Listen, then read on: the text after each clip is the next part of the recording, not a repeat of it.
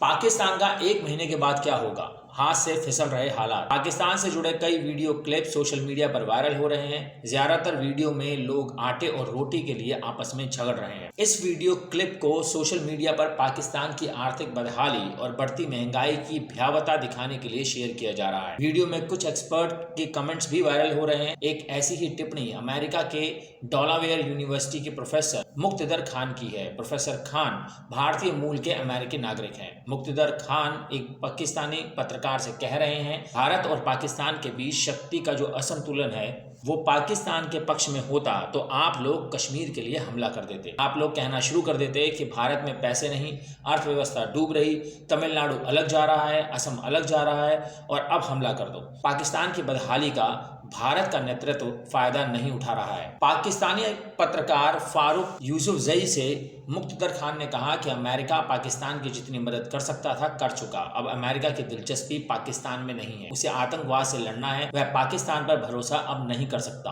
पाकिस्तान को इस साल 2 जंगें लड़नी है। एक तो टीटीपी से लड़ना है। टीटीपी का नया नक्शा देखें तो इसमें पीओके भी है। अभी पाकिस्तान मुश्किल में है, लेकिन भारत उसे और मुश्किल में नहीं डालना चाह रहा है। पाकिस्तान अपनी आर्थिक दुश्वारियों के बीच कर्ज और कुछ मदद मिलने का खुशी भी मना रहा है। दरअसल पाकिस्तान को स्विट्जरलैंड के जेनेवा में सोमवार को एक डोनर्स कॉन्फ्रेंस में बाढ़ से उभरने के लिए $9 अरब से ज्यादा की मदद मिलने का भरोसा दिया गया है। पाकिस्तान के लिए खबर किसी बड़ी राहत से कम नहीं है। जब मुल्क का खजाना तेजी से खाली हो रहा है, पाकिस्तान के पास करीब $4.5 अरब का विदेशी मुद्रा भंडार बचा है, तो यह चंद हफ्तों के आयात बिल में ही खर्च हो जाएगा। ऊपर से पाकिस्तान पर कर्जों की कई देनदारियां हैं। जेनेवा कॉन्फ्रेंस में $9 अरब जुटाने को शहबाज शरीफ की सरकार अपनी उपलब्धि के तौर पर दिखा रही है। सऊदी की मदद से नहीं सुलझेंगे हालात। इससे पहले मंगलवार को सऊदी अरब ने संकेत दिया था कि वह पाकिस्तान को पुराने कर्ज और निवेश को बढ़ाने पर विचार कर रहा है। सऊदी अरब ने पाकिस्तान को दिए पुराने $3 अरब के कर्ज को $5 अरब करने की बात कही है और निवेश भी बढ़ाने के लिए कहा है। इसके अलावा पाकिस्तान को दुनिया की अन्य एजेंसियों से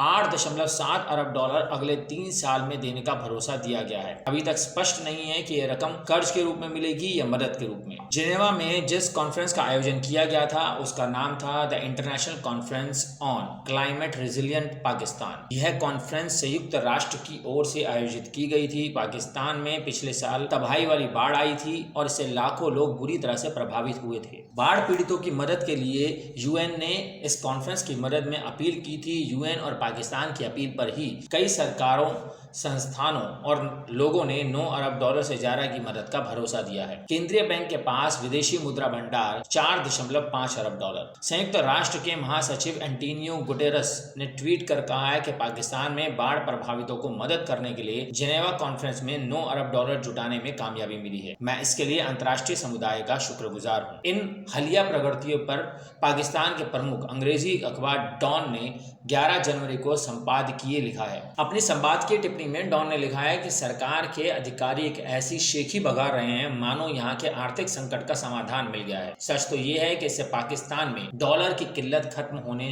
नहीं जा रही है। पाकिस्तान की केंद्रीय बैंक SBP में विदेशी मुद्रा भंडार कम होकर $4.5 अरब हो गया है। यह रकम 4 हफ्ते से भी कम के आयात बिल भरने भर की है। पाकिस्तान को तत्काल डॉलर की जरूरत है। जब तक अंतर्राष्ट्रीय मुद्रा कोष से पाकिस्तान अपनी बातचीत फाइनल नहीं कर लेता, तब तक जेनेवा कॉन्फ्रेंस और अन्य एजेंसियों से मदद मिलना मुश्किल है। डॉन ने लिखा है कि प्रधानमंत्री चाहते हैं कि IMF डील के लिए आर्थिक सुधारों का दबाव नहीं डाला जाए। ये सुधार हैं single market best exchange rate, बिजली बिल और गैस की कीमत में बढ़ोतरी और टैक्स बढ़ाना। पाकिस्तान चाहता है कि IMF के फंड से पहले बाढ़ प्रभावितों के बीच कुछ ठोस मदद पहुंचा दें। पाकिस्तान का जो संकट है वो इन कर्जों, मदद और भरोसों से सुलझता नहीं दिख रहा है। डॉन ने लिखा है कि शहबाज शरीफ ने जेनेवा कॉन्फ्रेंस में $8 अरब जुटाने का लक्ष्य रखा था, लेकिन उससे ज्यादा रकम देने का लोगों ने भरोसा दिया है। लेकिन ये समस्या का समाधान नहीं है। पाकिस्तान को लंबी अवधि के आर्थिक सुधार करने होंगे। जेनेवा कॉन्फ्रेंस, सऊदी अरब और अन्य एजेंसियों से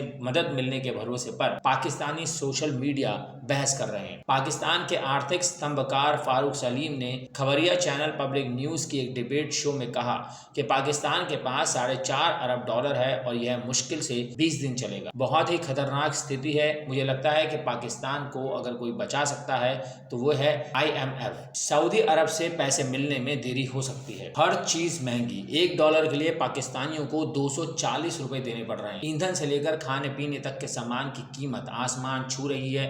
पाकिस्तान में प्याज की कीमत 240 रुपए प्रति किलो है। पाकिस्तान की सरकार ने ऊर्जा खपत कम करने के लिए मार्केट, मॉल, वेंडिंग हॉल जल्दी बंद करने के आदेश दिए हैं। पिछले हफ्ते पाकिस्तान के रक्षा मंत्री ख्वाजा मोहम्मद आसिफ ने कहा था कि मार्केट और मॉल्स 8:30 तक बंद हो जाने चाहिए। वहीं वेडिंग हॉल रात में 10 बजे बंद करने की बात कही गई है। ख्वाजा आसिफ का कहना है कि इससे 60 अरब रुपए बचाने में मदद मिलेगी। वहीं फॉरेन करेंसी डीलर का कहना है कि पाकिस्तान से अफगानिस्तान में डॉलर की तस्करी हो रही है, इस वजह से पाकिस्तानी रुपया और कमजोर हो रहा है। पिछले महीने exchange company association of Pakistan के चेयरमैन मलिक बोस्तान ने कहा था कि हर महीने आधिकारिक और अनाधिकारिक ट्रेड के जरिए $2 अरब अफगानिस्तान जा रहा है।